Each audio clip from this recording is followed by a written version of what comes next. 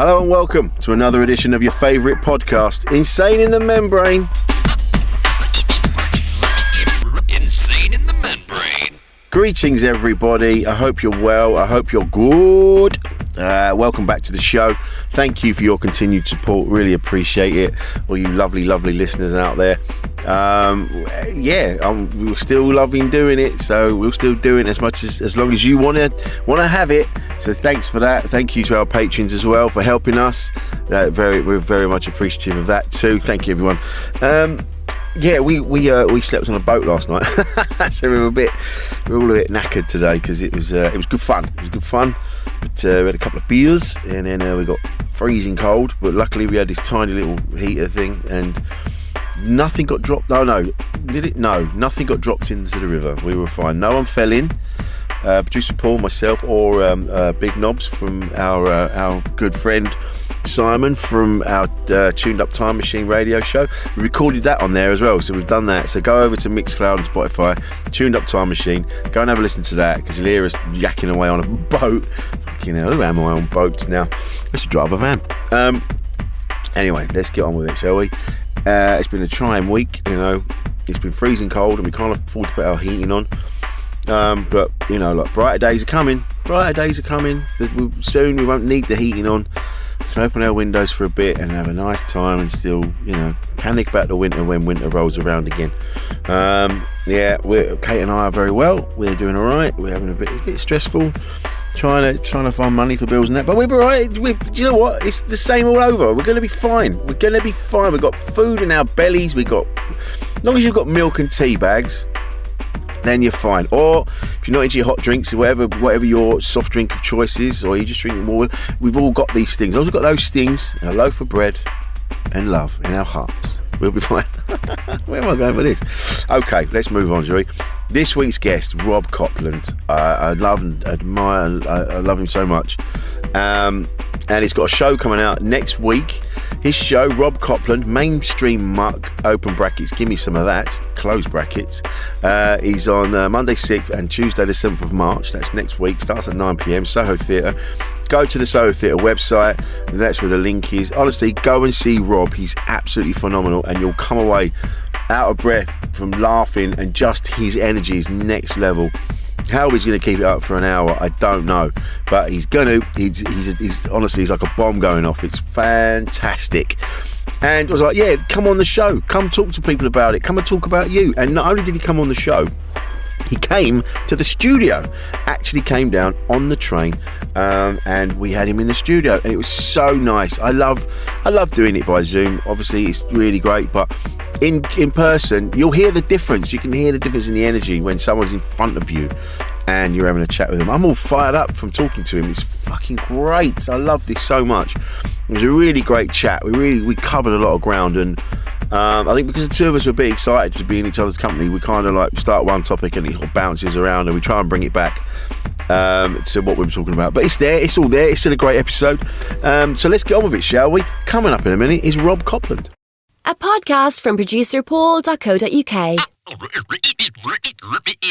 Insane in the Membrane. I got your rider.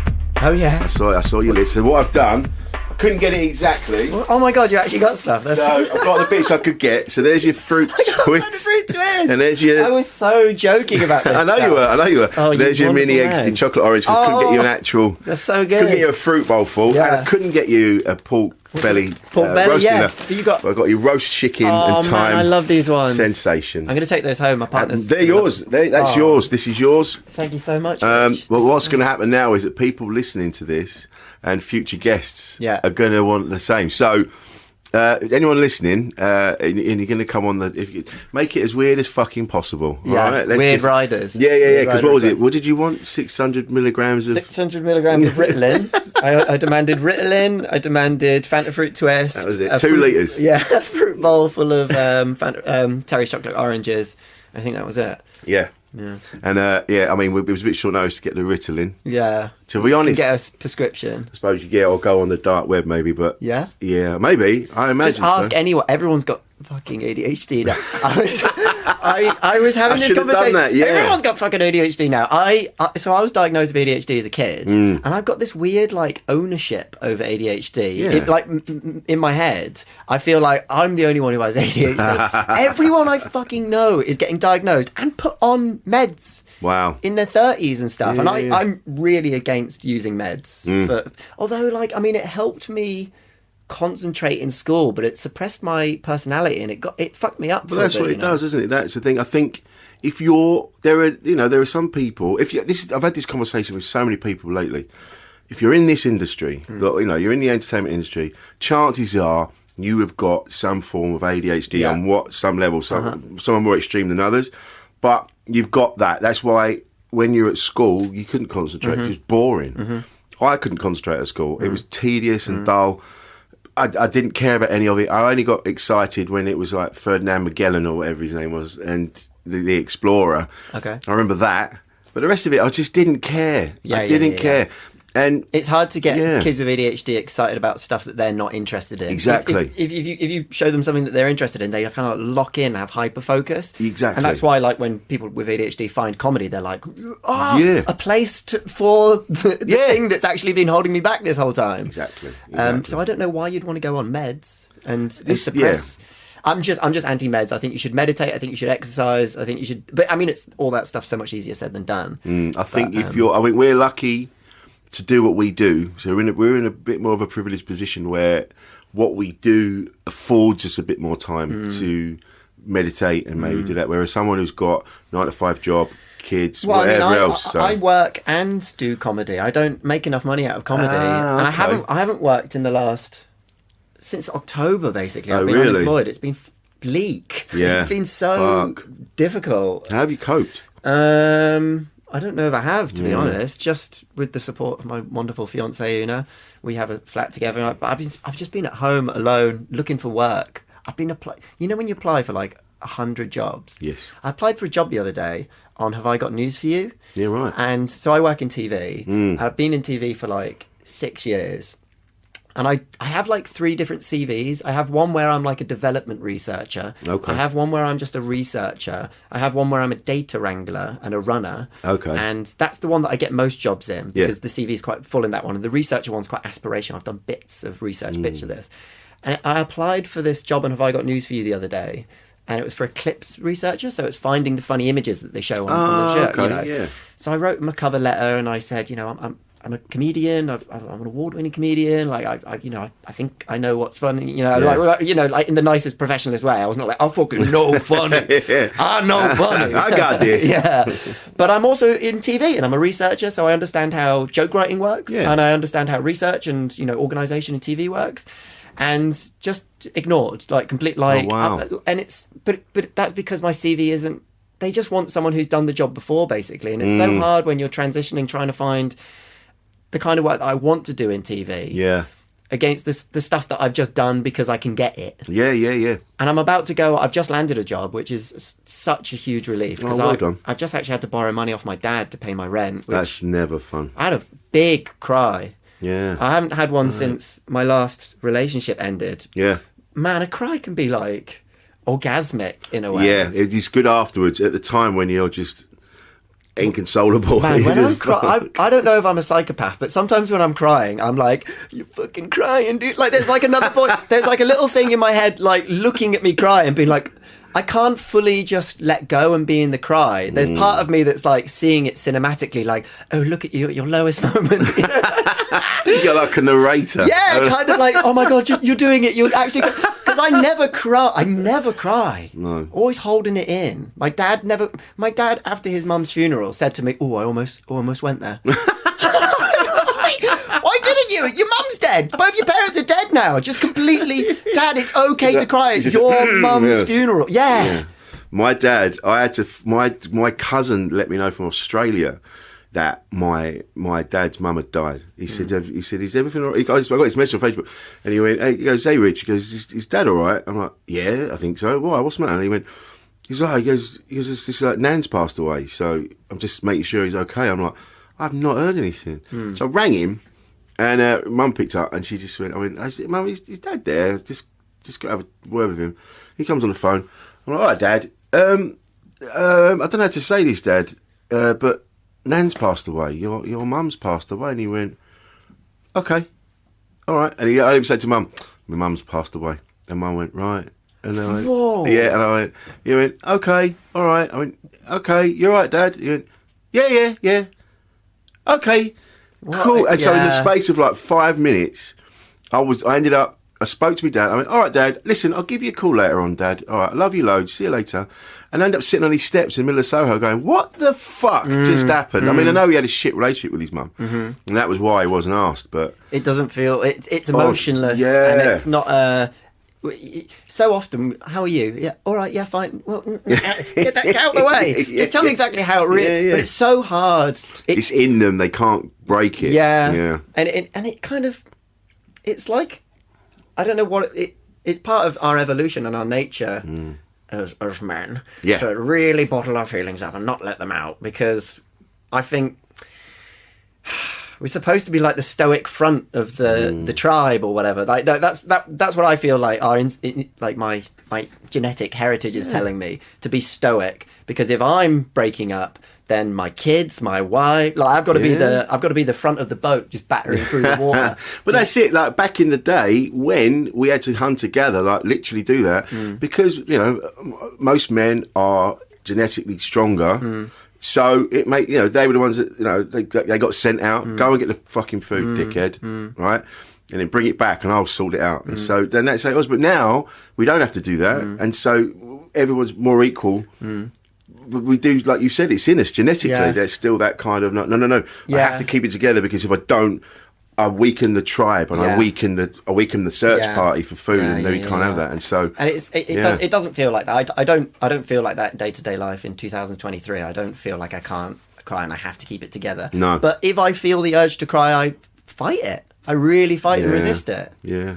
It's bizarre. Cried my eyes out when I watched the episode 3 of The Last of Us. Fucking hell. It was really beautiful, wasn't it? Ugly crying. I was proper snot bubbles, everything. I was like, oh my God. And my wife was next to me. She'd already watched it.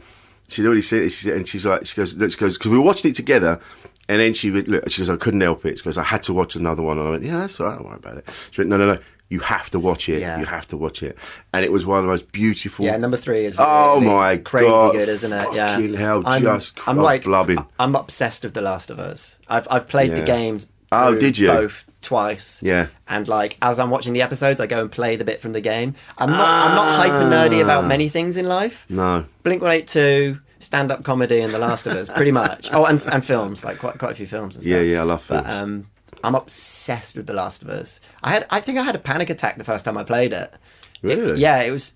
I think it was the first time I had a panic attack. It was like the week after I finished uni. Okay. And I was like, I also had like a feeling of panic when I finished school.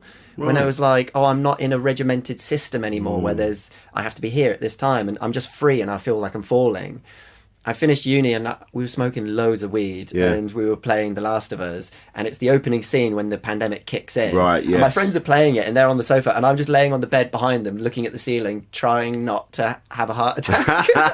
But like, I just started thinking about all of my life and everything, because I hadn't made any decisions about what was next and stuff. And they put so much on it when you're at school. They say, you need this, you need these, you need these, you need all these GCSEs, you need this, you need this. I failed all my GCSEs. Yeah, I didn't even bother. I just stopped going to school. I just wandered off. I just had a flashback to sitting, when we went into school to get our GCSEs, I've just had a flashback to like, because it was the hall where we had our assemblies, and there was just tables, and you just go around to each table and get your results for each subject, getting them all and being like G, D, E, and sitting on the floor cross-legged crying. Yeah, because you think your life's over. I failed everything. I had to redo my GCSEs, and then I did a BTEC in media.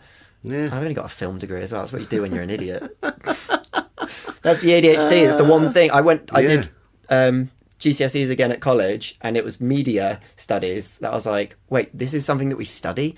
Like, this is so fun. I'm well into this. And, it was nice to find something academically that I could get my teeth into. Yeah. I think we're very lucky to be, because I'm always on the move. I've realised, like my dad used to say this years ago. I am always moving forward. I'm always like, yeah, I'll do that. Yeah, I'll do that. And not really any. It's only recently now. I've just turned 51. I'm like, oh fuck, I haven't really prepared. This is where I was supposed to be kind of sorted. You know, I've got a pension in place. I've got this. I've got that. And I'm like, oh no, I've been so busy going. I'm doing that. I'm doing that. I'm doing that. I'm doing it. And fucking up and doing well. Fucking up again. And now I'm like, oh shit, okay, now I've got no choice but to keep pushing on. Yeah, right. You know? That's quite scary, isn't it? Yeah. You know that statue of the guy holding the earth? You know, the guy crouched holding the big earth? Yeah. I think about that sometimes when I think of that. Is that Atlas? Yeah, that's it. Yeah. So what, so you had to, sorry, you were going to say something? I, as a kid, just always thought I'd be rich one day. I just thought I'll be fine. Like I don't need to get a long-term job because at some point in my life I'll just come into a shit ton of cash.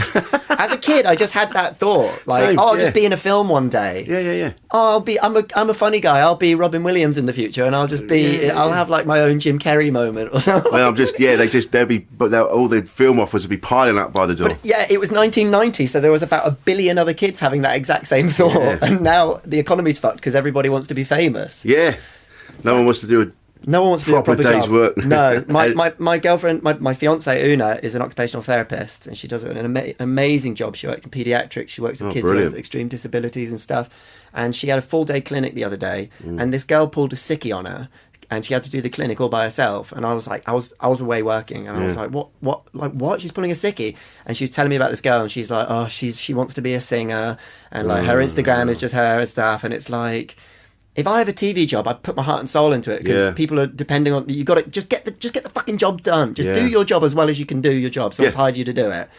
And this person just pulled a sickie on Una and left her because Una hasn't got this desire to be the center of attention. Yeah, like most people these days. Fuck. Yeah, it is getting a bit silly. Yeah, it's getting to a point you kind of go because people are like, oh, why would I go and watch you? Well, I'll do it myself. I'm a performer. Yeah. You're a singer on Instagram. Yeah. That's different. Well, it's like that. So I'm a model on Instagram, and then someone goes, oh, yeah, that's cool. I'm a soldier in Call of Duty. Nice. I can't remember who said that. So how did you feel? You had to go to your dad. Just recently, for cash. And you just... I put it off for such a long time. But I just kind of realised I've just got to the bottom of as far as my overdraft will let me go. And I thought, it's do something stupid, like take out another one or get a weird credit card or get into more debt or like just ask for help. And it was really hard. I put it off for a very, very long time. And kind of, I always let it go down to the final minute and then just asked him for help, and he gave me a bit of a lecture, but in like a nice way.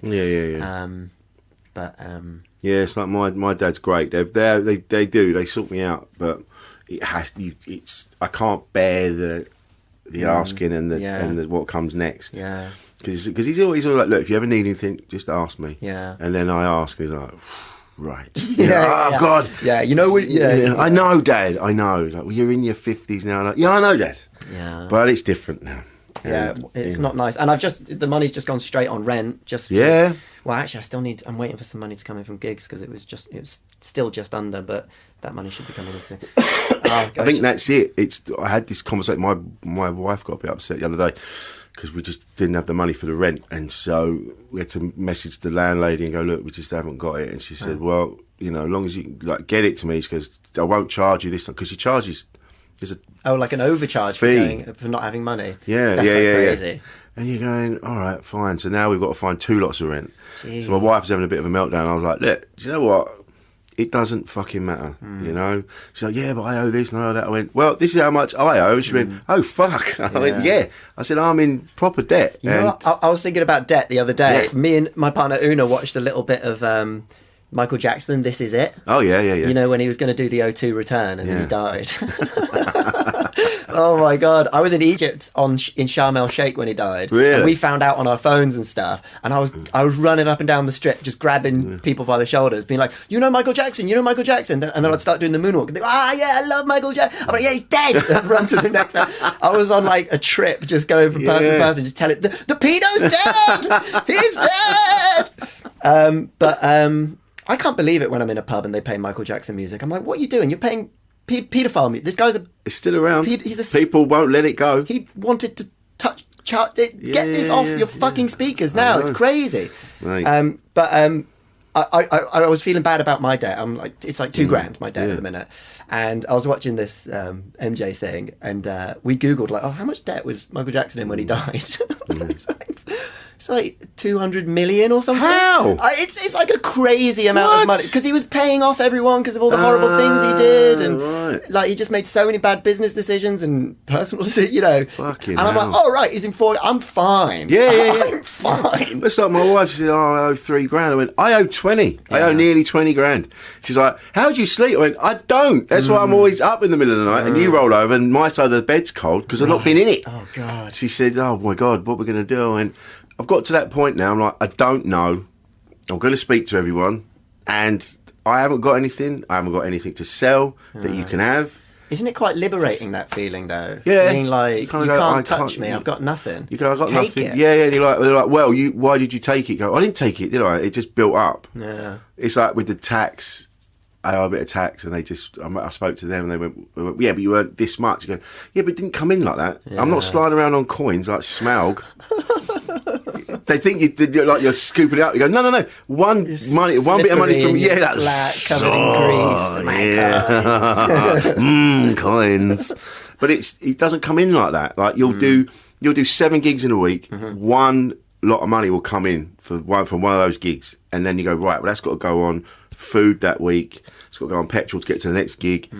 Whatever else you got to pay for. But we're not walking around in gold trainers and crowns and fur coats and that. No. It's just We got nothing. we're all trying to get by. Yeah. And it's hard. It's fucking hard. Yeah, it shouldn't be this difficult just to fucking live a normal life. And I'm all the time going, it's a very privileged position I'm in that I get to do what I love and people are happy to pay to see me.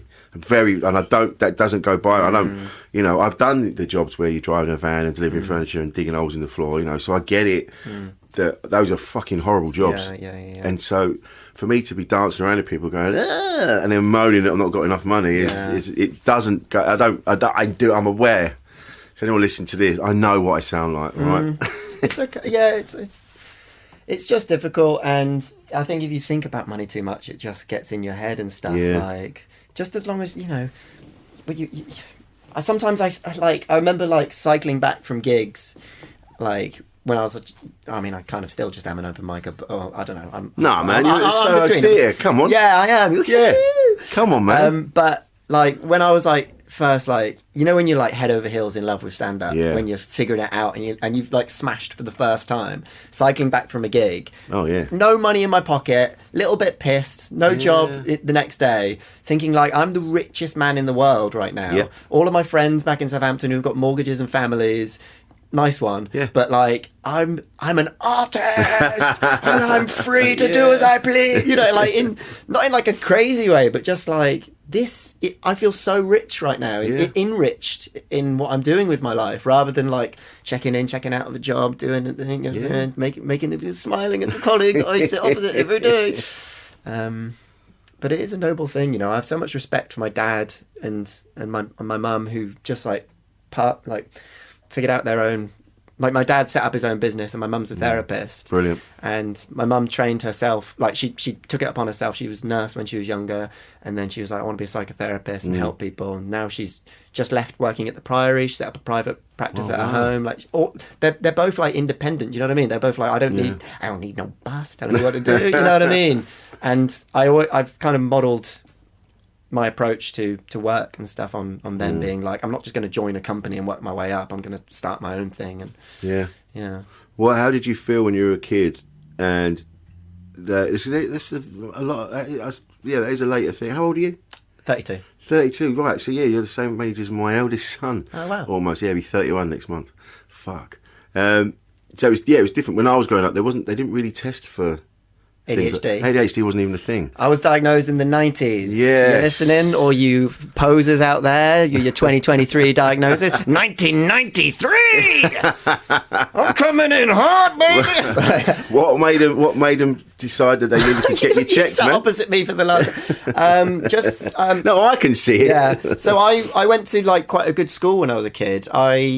My family moved out to Singapore when I was young. My dad got a job, and we went to like a private school out there. Yeah. I've gone up and down the class systems. My parents both working class, born middle class, moved to Singapore. We were like upper class. We had like a maid and stuff. Wow. And then came straight back. My dad lost his job out there and we were working class. And then we worked our way back up to middle class. Sounds like Schitt's Creek. It's been fun. I don't feel like I have a class because of it, which I really enjoy. I feel a bit classless and like that's cool between them all. But what was the question? What triggered them just to disruptive in class, you know, like the report that I'd always get was like, Rob's not a bad student, he's just disruptive. Like if he could concentrate a bit more and his organisation is terrible and stuff. And then just got taken for like an analysis or something. Yeah, right. Put on Ritalin, which I've hated. It suppressed my appetite. I couldn't eat. I was really skinny. Yeah. I was very quiet. And like it gave me like this weird complex where like people at school, especially when I moved back to England, would be like some days I wouldn't take it. Some days I wouldn't take it, and they'd be like, "Whoa, who's this guy?" Like, "Oh, Copland," and I'd be like, "Yes!"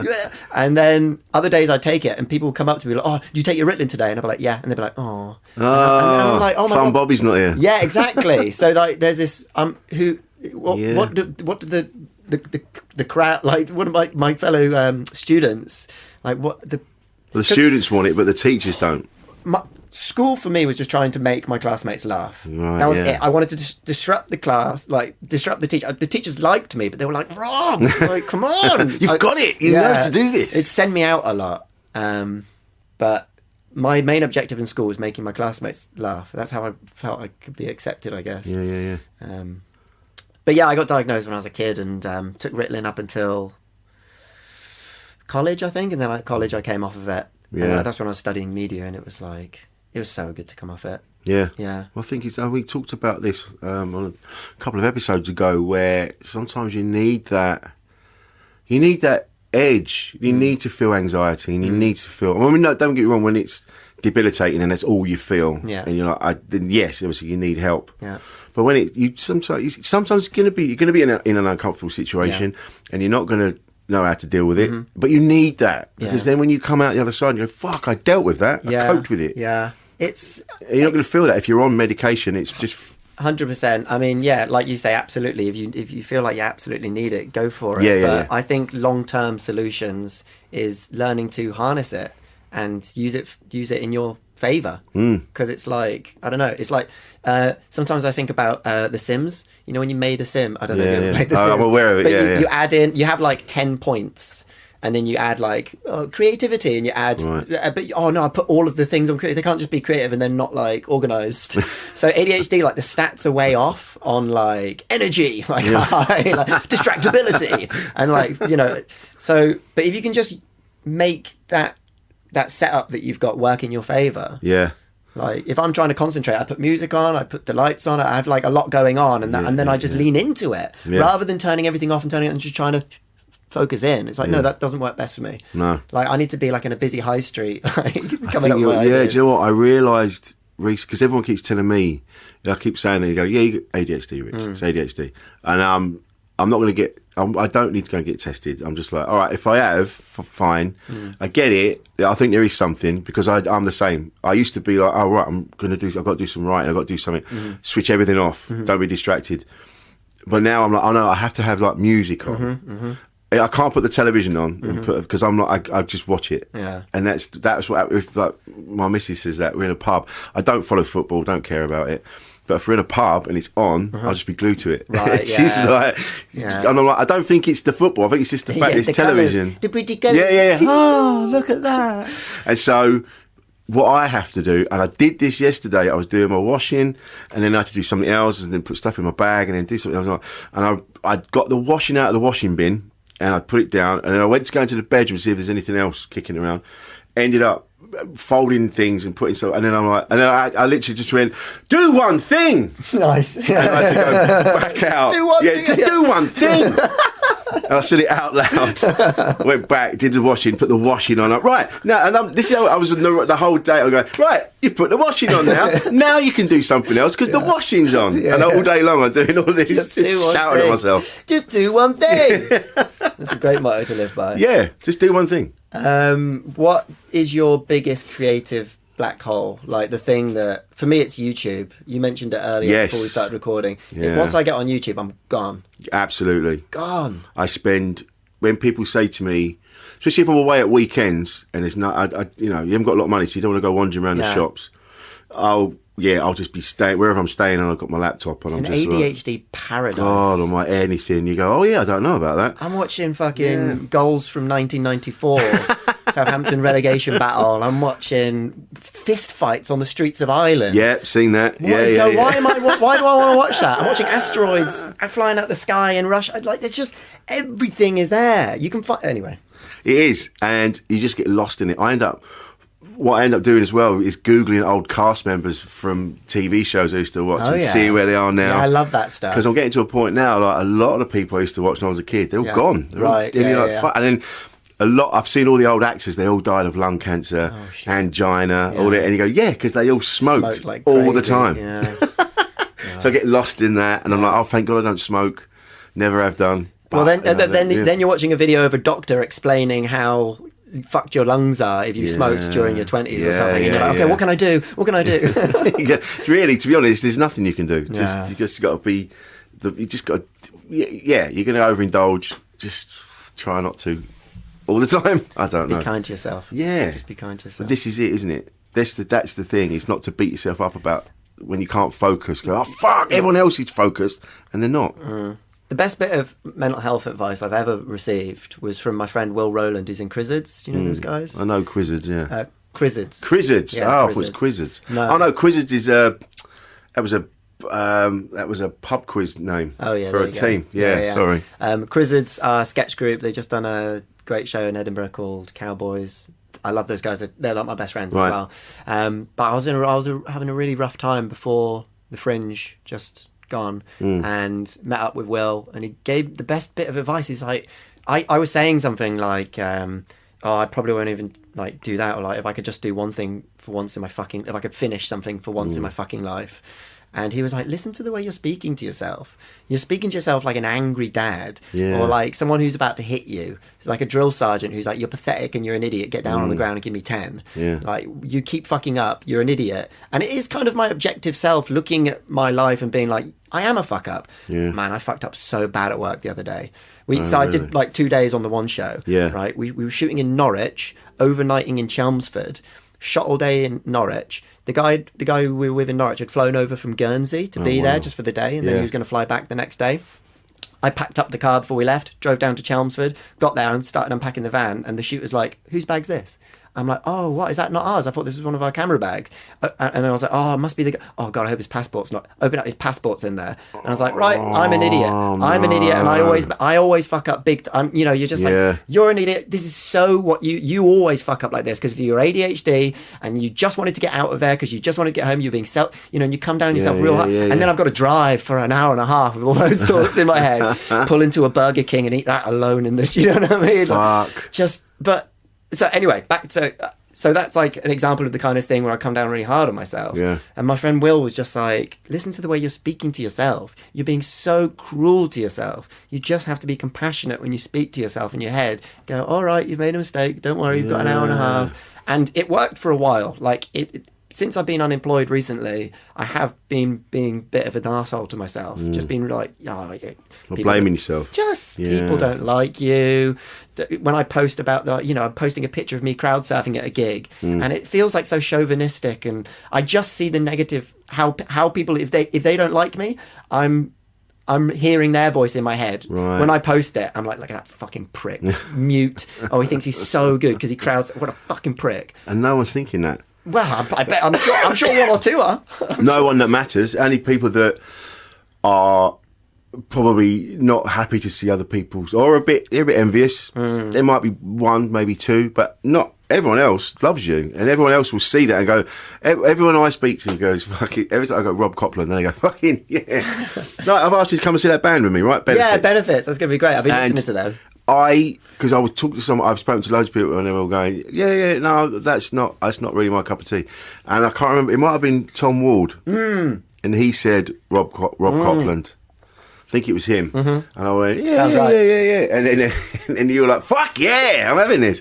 Mate, people like you. Thanks. So all that shit, when you're, and we all do it, I do it. I said this yesterday, God, I'm so fed up with the self-promotion. But you have to do it. This is the nature of the business now. You have to be seen to be, you have to be seen. And so pictures like that, you crowd surfing, you getting the pit going at a comedy night. Yeah. That's your thing. That's what you do, and people want to see it. And people are going to go, "Who's this maniac? I want to go and see him." Yeah, I mean, well, yeah, some people will, and some people will be like, I'd not like to be near that room because the show is quite intense. I sat down to like relearn the show the other day. I was watching a video that I started watching the show from the beginning. And the voice in my head was just like, look how pathetic and desperate you are. Look how desperate you are for them to laugh at you. You're coming out, you're screaming, you're standing on chairs, you're going, come on, love me. You're pretty much, the subtext of what you're doing right now is love me. You're screaming, love me. But that's just like my negative. And then I try and dismantle that and think, okay, why? And then I go back to the origin. I've got my old notebook that I created the show in, the one that I had for the whole time that the show was coming together.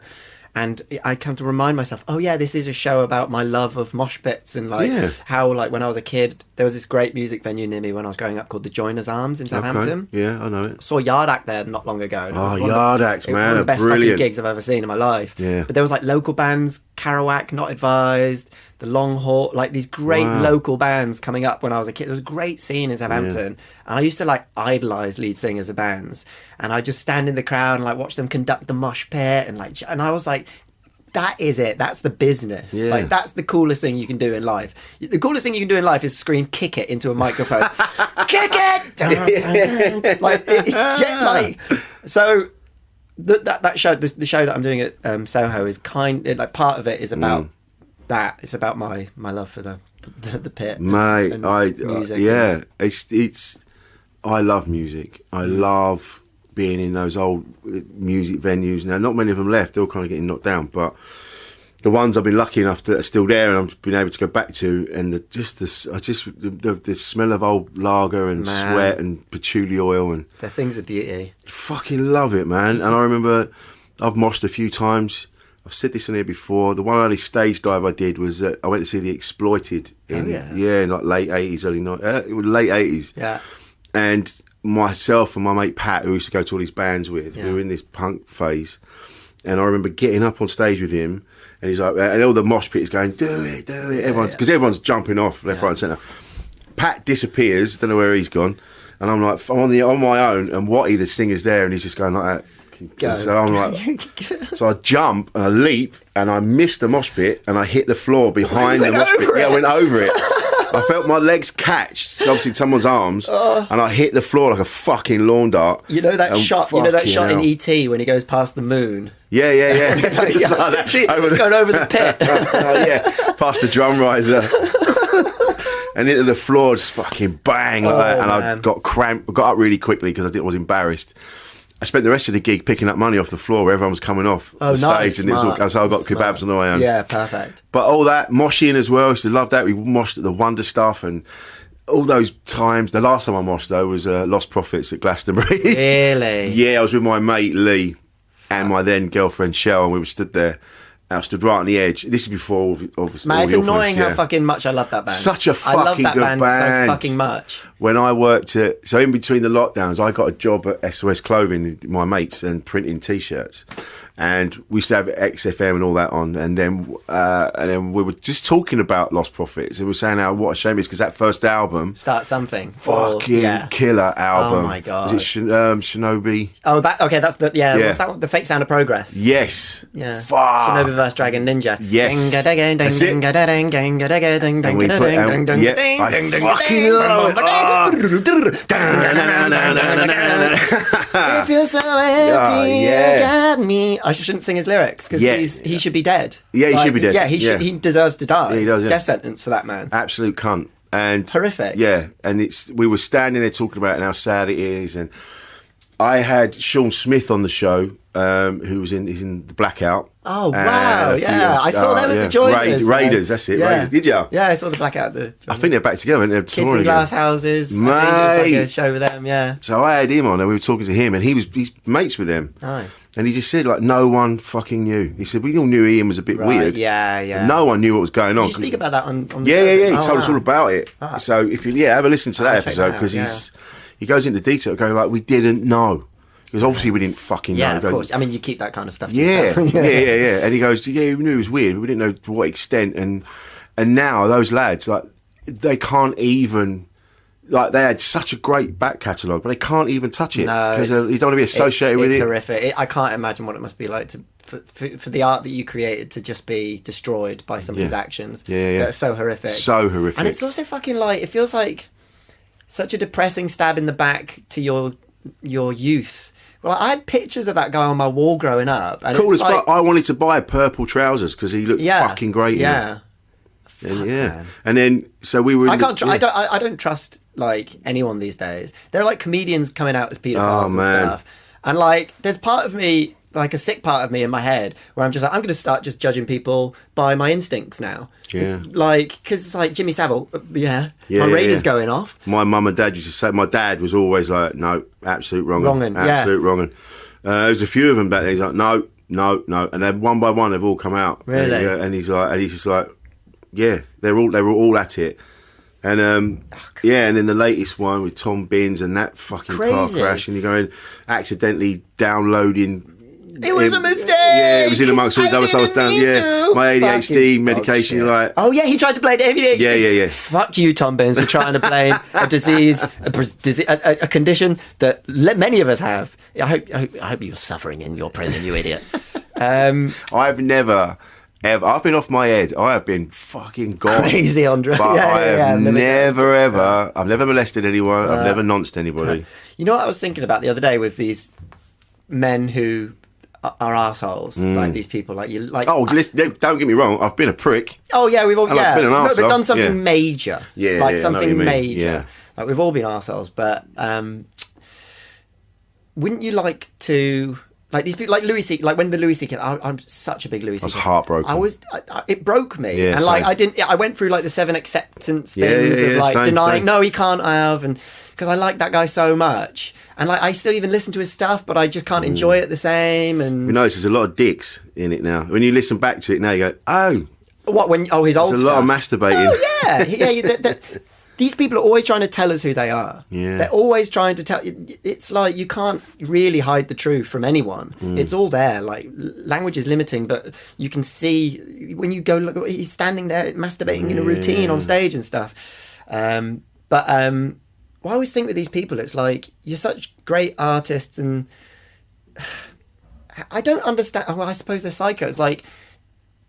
All of their back catalogue is kind of like tainted and stuff. And like, wouldn't you like to just move through life feeling good and being nice to people? Yeah. Or like if you had horrible desires, wouldn't you better off speaking to a therapist? Or I think it's that you don't. Don't you want to look back and have a clean track record and people go, he was a swell guy? Well, they get to that point where the desire becomes stronger than anything, and they think they're going to get away with it. Yeah. And I mean, Louis C.K. I mean, he's explained it since, and I'm not. He still did what he did, and I'm not lumping him in with a fucking murderous paedophile. Yeah, that's terrible. That's not the same thing at all. But it's they kind of go. With the case of Ian Watkins, he's so gone. Oh, and like crazy power, on drugs and he was shit. crazy on drugs. He had all that power because he was a massive rock star. So they think they can get away with it, and that's it. The desire becomes so strong. And they're like, I'll get away with it. I'll probably just get away with it. I'll hide it, and then not think it's ever going to come out. And it's such a shame because, like I said, when we had it at the SOS Clothing in the warehouse, we were printing the t-shirts, and we were both talking about it, and we went, let's put it on, and we put that one on. Yeah. And we listened to it to the end, and we were just so sad. Yeah. So at the end, we were like, "That is such a fucking tune." Yeah. But we can't listen to it. It's heartbreaking. You know, it's like Michael Jackson. You kind of go, "It's all I can think about now is you with your little alarm system, with your string and your bells." That's right. That's exactly what I think about. Yeah. That's exactly what I think about as well. It's that, leaving Neverland. Fucking horrible. Insane. Anyway, Back to it. What are we doing for time? This is so good. mate, it's. But going back to you, so now you found some work. Yeah, doing that for a bit. Yeah, got the Soho dates. So that's you got the Soho dates as well. So that's good. Yeah, you got those good things coming up. I think that's it. I try and explain to my missus. It's like, yeah, it's shit now. Won't be forever. We'll come out the other end. Like I've got shit going on, and one day it won't be there. It'll be something else. You know, I'll be. You get peaks and troughs. Yeah, it really is, and you just have to remind. You know, my mum's always reminded me to just try and stay centered. You know, if I have like a really great gig and I'm having a period of like lots of joy and excitement, just try not to get too fucking high on it. Yes. And if you're having a really rough time, try not to get too fucking low on it, which is so much easier said than done. But you know, there's something to be said for white knuckling as well. Like it's not good, but like. I sometimes just white knuckle it through the tough times. I'm like, it's really, really shit at the minute, and I'm really, really sad at the minute. But I'm just going to get through the day. I'm going to feed myself, try and get some sunlight, try and get some exercise. Doubt it, but you just like instead of doing anything crazy, stupid, you know, just being like, better days will come. Better days will come. Just have a mantra and just keep going through it. Yeah, I do punish myself if I don't get to the gym or I've eaten shit all day. And then I'm like, do you know what? I'll just try again tomorrow. And it doesn't have to be a complete change. You just eat less shit.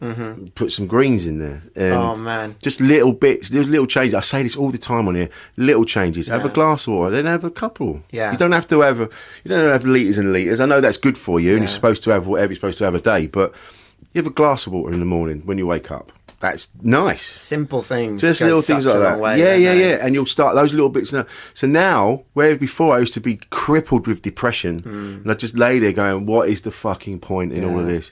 I still feel sometimes that I'm busting my ass for nothing. It feels a bit futile. But at the same time, like, this is all I have. At least I'm doing things. And all the bad stuff, I can't really do much about. I'm dealing with it as best I can. I'm trying to pull my head out of the sand and not ignore it. And all those little changes. And then after a while, I think more positively now. Okay. I'm like, whereas before I didn't. Everything was negative. Everything was shit. Now I'm like, no, I'm in a nice position. I've got a beautiful wife, and I live in Brighton, and my gigs are going really well, better than ever. I'm busy than I've ever been. Kids are well. I'm going to be fine. My friends and family, everyone's fine. Yeah, this is cool. And you start working from that. Do you ever do gratitude stuff? Like, I was thinking about doing that the other day, just because my thoughts have been so negative. I've been thinking everything is shit, everything is broken, government's shit, everyone's lying to me. Like, and nothing is good. Everything in like nothing works properly. Everything's cheap. Everything's cheap and shit. And I was like, you've got to be grateful for what you have. And I haven't done it, but I was thinking people have to keep gratitude. I'm grateful that I have my health today. You know, but it sounds wanky. It does, doesn't it? But like, it's good to do. But just to get into the habit, because it's just, I'm in a habit of being negative about stuff. Absolutely. But also fucking like, you listen to like really good music and they're like, everything's broken, everything's shit. Like, when we're going to go see Benefits. Yeah, I know. They think everything's miserable and broken, and we're going to be at the back of the room with pints in our hands going like, fuck yeah it is, fuck yeah, that's fucking cool. Burn the world, let's watch it burn, you know. But then cut to you the next day alone in your house, you're like, oh fuck, everything is broken. Why can't I get the thing to work? You said, but that's it, isn't it? But I think we're in a really shit bit now. It can't last forever. They're gonna, whoever's in charge is gonna have to do something. Because people are gonna die. Basically, it's like the way that our mental health goes from like everything fucking rules, I love what I do, to like everything fucking sucks. Why am I doing this with my life? It's like rings around Jupiter. It's like it's just going. Suns around the Earth. You know, it's coming around. Everything kind of goes from left to right. Everything, life does just sway. Like things are shit, things are great, good news, bad news. Like it feels like you just go from pole to pole. Sometimes it does. And it's the same for everybody. Yeah. The people that don't feel that way are psychopaths. We've talked about that on here a few times. They're the ones that are just like, don't give a shit. That doesn't even cross my mind. It's like, I need the thing. I need that done. I'm doing that. Yeah, it's kind of enviable in a way. Yeah. I wish I had that. I'd like to be a bit more switched off from it all. Kind of looking around going, ugh. It's easy when you're a comedian to be like, shit, am I a psycho? Because I want everyone to look at me and shut up when I'm talking. Because that's kind of what you're asking people to do. Yeah. But then you just so grateful that I have like overwhelming emotions of like, I'm not good enough, or like, oh, actually I smashed tonight, I fucking rule.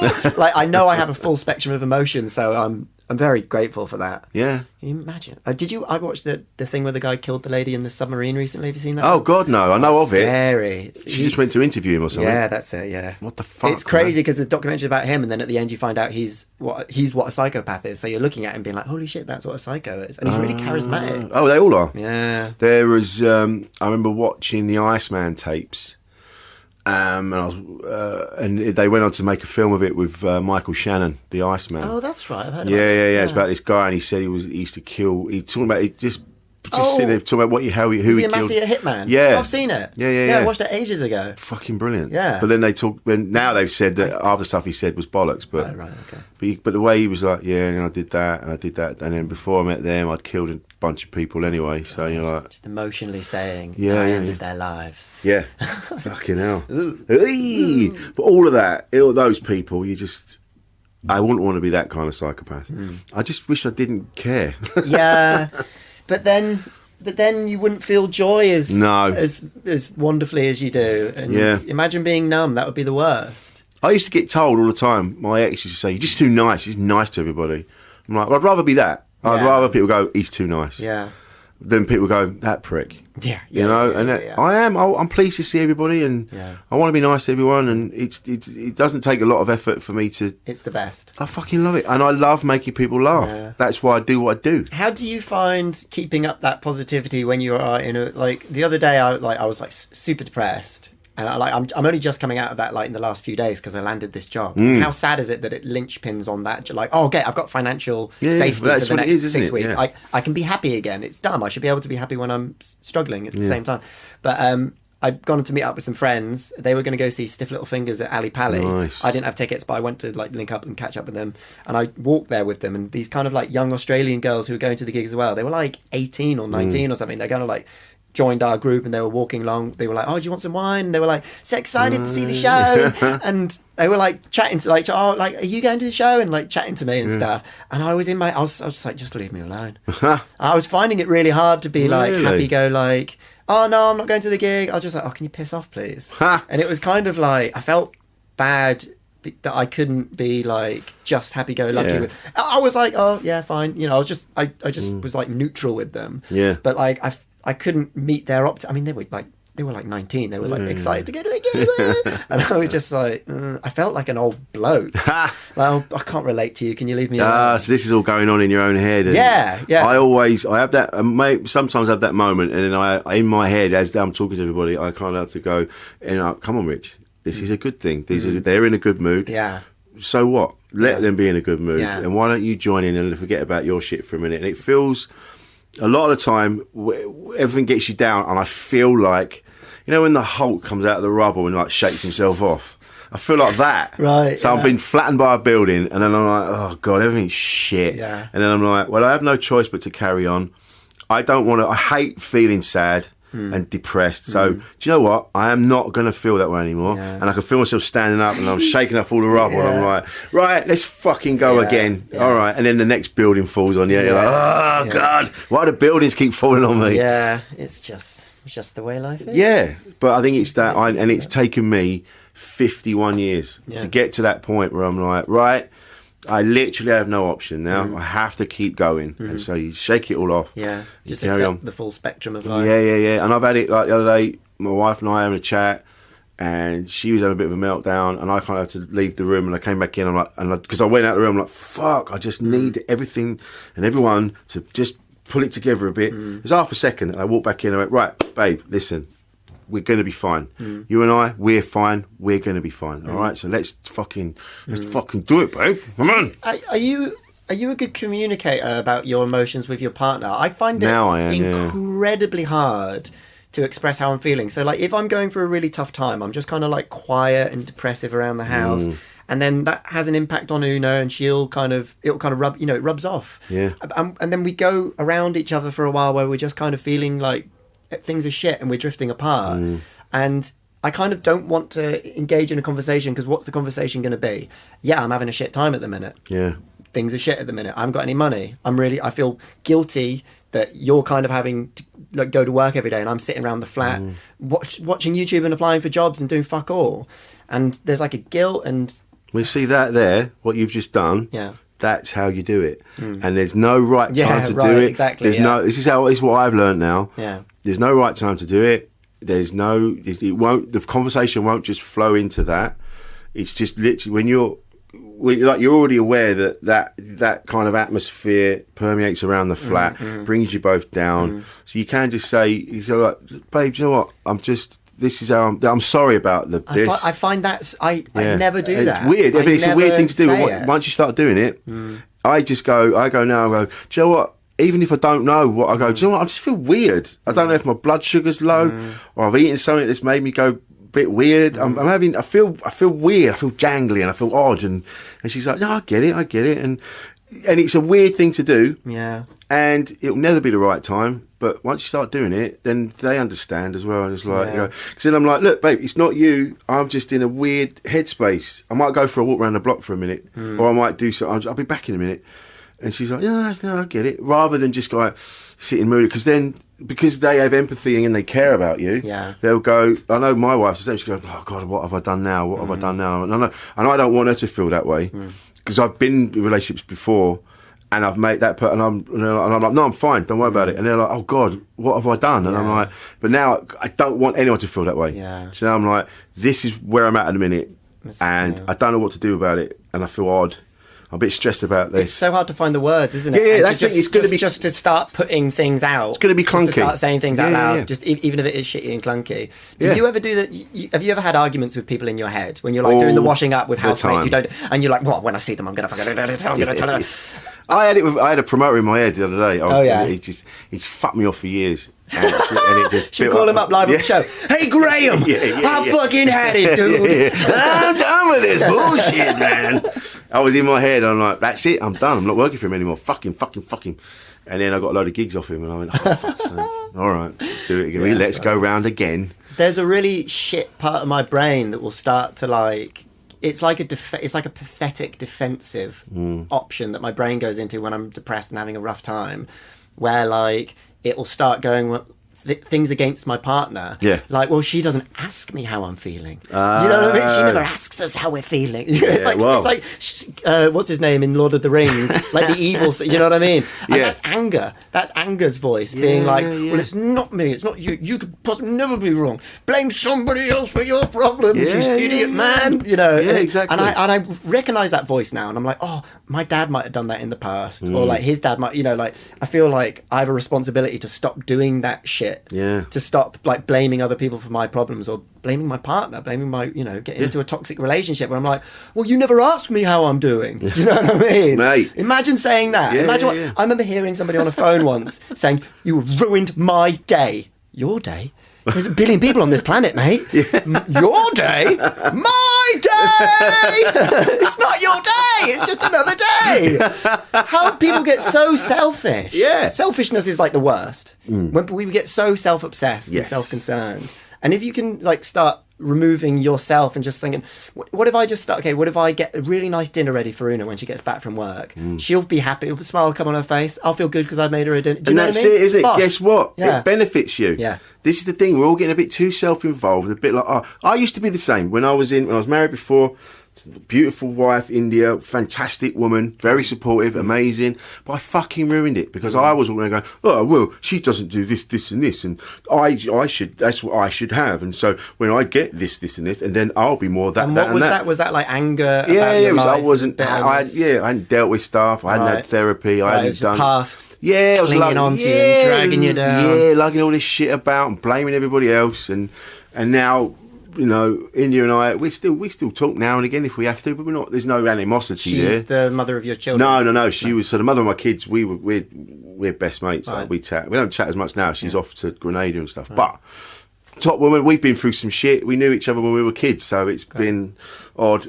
India's now gone off. She's married, kids, great life, and I'm so happy. And I've been able to say I'm so happy, and I'm really sorry I was such a prick. And she's like, well, you know, you had stuff to deal with, and I had stuff to deal with, and yeah, that's fine. But now I'm so aware of it. I'm like, I don't know if I treat this person how I would like to be treated, which I know sounds fucking easy. Like that. Like I do. I get up in the morning, unless I've been out like too late at night. Then I'll get up in the morning with Kate, and I'll make her breakfast. And if there's start, I'll make her a lunch or whatever. And because I want to do it, I want her to. I want her to know that I want her to be happy. And her happiness will make me happy. It's chucking logs onto the fire of joy. Yeah. You know, and it benefits you doing things for other people without expecting anything back. Yeah, it's such a. You don't. It's just so be selfless easy for a minute. For a minute. Just put your Instagram down and just do one thing for somebody that you love, or you care. Be kind to the people around you. Exactly, and then they'll be kind nice to you, and then everything's fucking sweet. Yes. It's easy. I had a realization when I was on Magic Mushrooms once. Nice. About how I have like a power in my ability to make people laugh. Yeah. Like that's a power that I wield. Yeah. I use it. I actively seek rooms of people out, and I use it on them. I go, look what I've got, and I use it like a sword. But you can use. You ever you go back when I go back to Southampton, I'm in a pub and I say, look at this type of That's them using the power of funny with their friends to make somebody else feel bad. Yes, they're using it wrong. And I remember having this thing where I was like, I should never use my power in inverted commas to hurt people because you should. When I was like figuring out my comedic voice, I realized very early on that I never wanted anyone to kind of be the butt of a joke. I never wanted to like, you twats, or, you know, like a group of people, or a joke about a subject that somebody might have gone through. Like I don't know, very clunky, ham-handed example, like a rape joke. Like I would never do a rape, because how do you know there's not anyone, even though no, if you look at the joke written down, it's not actually a bad joke. No, shut up. Somebody in this room might have fucking happened to them. And how they've gone out for they're feeling vulnerable, they've gone to a gig, they sat down, and then they've been triggered and they're having a panic attack because they're having flashbacks. You know what I mean? Like what we do, people hand their brain to us, and we get to take their imagination by the hand and run off down the street with it. Come on, let's go. Don't take it down a dark alley. No, you're right. I just think that's fucking cruel. Yeah.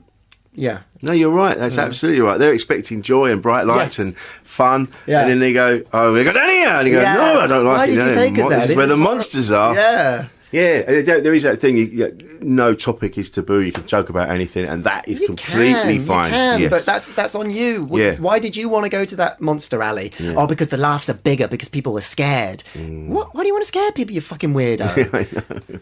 I know. I just want to make people laugh. But there needs to be a full spectrum of everything in life. So I'm not against that kind of comedy. It's just, for me, how I feel comfortable when I'm on stage, and where I'm funny. I'm not funny when I'm talking about stuff that's dark. No, I'm funny when I'm talking about mosh pits and whatever. Yeah. But that's the thing, that you've hit the nail on the head there. It's got yes, there are things that are in the world that not particularly for me, but I appreciate they exist, and there is an audience for these things, and it's that good, and that's how it should be. But I'm not sitting there going, well, I don't like that, so that should not exist. That's the thing that's happening now. Yeah, that's dumb. And you're going like, fuck off, let them get on with it, you get on with your bit. But they get joy out of getting the power that they get when a thing gets cancelled. They love that pile-on, and they do, and that's a shame, and that's because they're all feeling insecure, which is why people get bullied at school. I got bullied at school, so I was bullying someone, and it went down the line. Because you're all getting it, and so that's what happens. That's what's happening now with this cancel thing. It's just like,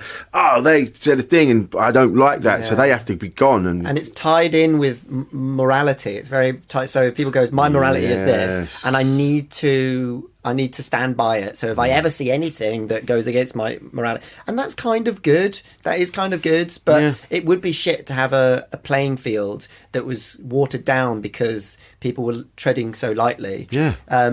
I think that when comedians are of a certain ilk, so I do really silly stuff and somebody else does really dark stuff, once we transcend above a certain level in comedy, people are paying just to come to see you because they know what you do. Yes. But if you're like an open micer and you're doing like a clunky fucking sexual assault joke, fuck off. You haven't got the skills yet. You haven't got the skills to handle this. People here don't know what to expect. Don't. You're like working in a bakery and you haven't got any gloves. You're not prepared for this. Yeah. So what's next for Rob Copland? What's going on? So you've got the job, the Soho dates, and then you got the Soho biggest thing, dates, mate. Yes, debut show. Excited? So excited! It's a real sense of achievement when you get a gig like that, dude. Like, when I moved to London, I went and saw Sam Simmons' Spaghetti for Breakfast, mate. Excellent. And I went to see it at the Soho Theatre and was like, just sitting there being like, I think I could do this. I think I could do this. I think I've got this in me, and it's crazy to like. Man, like I was speaking to Una the other night and I was just being super negative about it all. I was like, no one's going to come. The show's not even that good. Yeah. Don't deserve this. It's on a Monday and a Tuesday. It's rubbish. No, they just use me to fill a gap. Yeah. Like all the negative voices coming in. But isn't it crazy that like your dreams can come true? Yeah. And instead of being like, my dreams came true, you're like, I don't want to. You turn into a baby and you're like, I'm scared. It's a really scary thing to self-actualize. It's like profound and weird, and you don't expect it, and it's so like surreal that you kind of can't accept it. You can't. It's hard to swallow. Yeah, this is actually happening. I've actually got but then like how lame is that? Like comedians should be cool. Like come and check out my show at the Soho Theatre. I'm fucking crazy stoked to be there. Of course you are. That's like embarrassing. Comedians should be like, oh yeah, just come see my show. But I'm like, oh my god, dude, like I was the same. I was the same. I was posting it going, what? This is such a major achievement for me, considering where I started. Never had dreams of being a comedian, and now I'm playing the fucking Soho Theatre. Are you kidding me? Yeah, it's so exciting. And then, so you are allowed to be that way as well. And you know what? I'll tell you this now. I love what you do, and I'm not just saying this because you sat here. It's you, and there's people like Jordan Brooks and like people of that ilk. That's where you are for me. Yeah.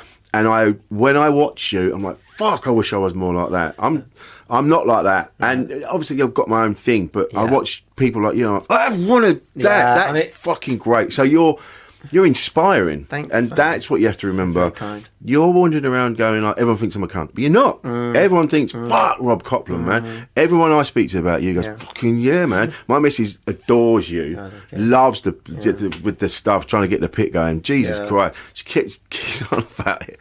And I'm like, I know, I admire him and I love him. And then that's what you have to remember. There's going to be 2 or 3 people. I think I'd be a psycho if I was walking around saying of course, of course you would. So, like, sometimes I feel like I'm trying to balance out my ego by being mean to myself. I'm almost trying to bring myself back down to earth by being mean to myself. Because if I walked around the whole time thinking like I'm a maverick at comedy, like people want to be my ideas are second to none. I know people like that. There's part of me that thinks like that, and there's part of me that thinks like negatively, and it's can't they just be happy medium? Anyway, thank you so much for your lovely compliments. But you have to have that balance, and that's the thing. There's a bit you have to.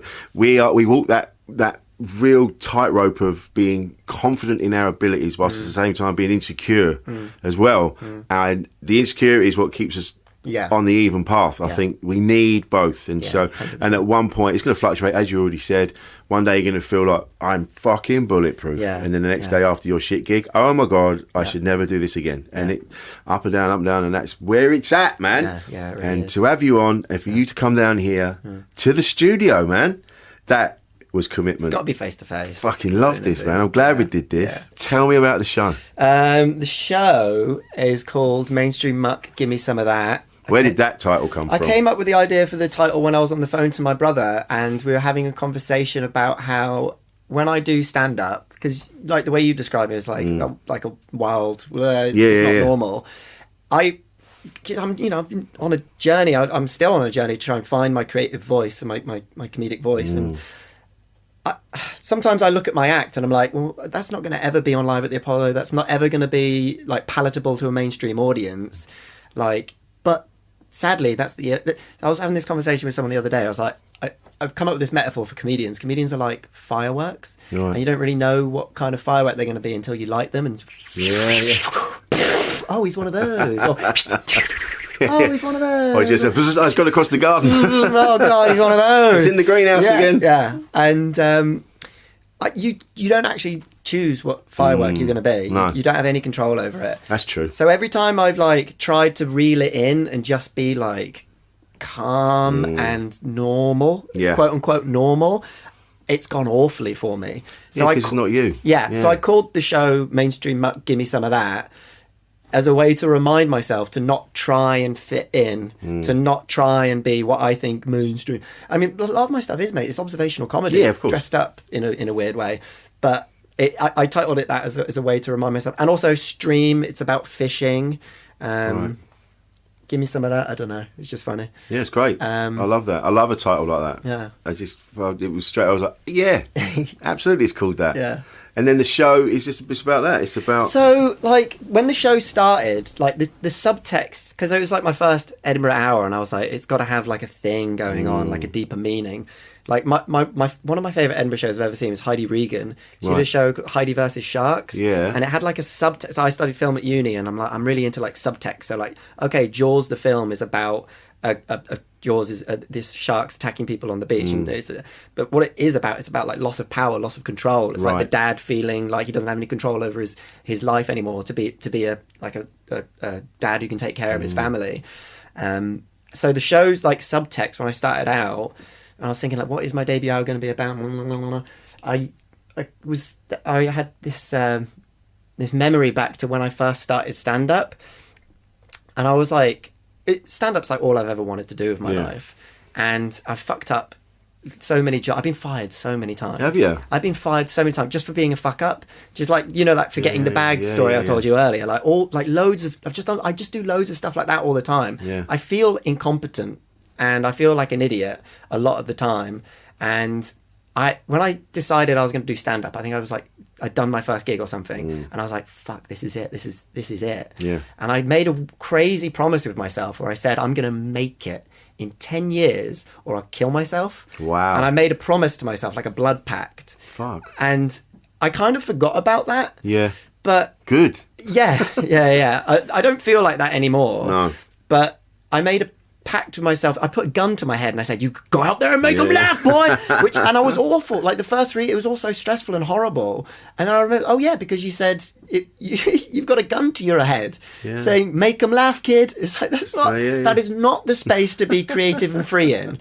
And I come to that realization only recently, really, that like I was in a bad place and I was trying to drive myself forwards with the threat of death. Yeah. That's nuts. Fucking hell, man. And when I was building the show, that was kind of in the show. Yeah. And so what I did is I took the subtext of ending it all if I don't do it is by saying that the show is like, oh, I'm going to, I don't want to say what the spoiler is for the show, but I'm going to achieve this in the show. Okay. Or I'm going to have to move back to Southampton and join the family business, which is fishing.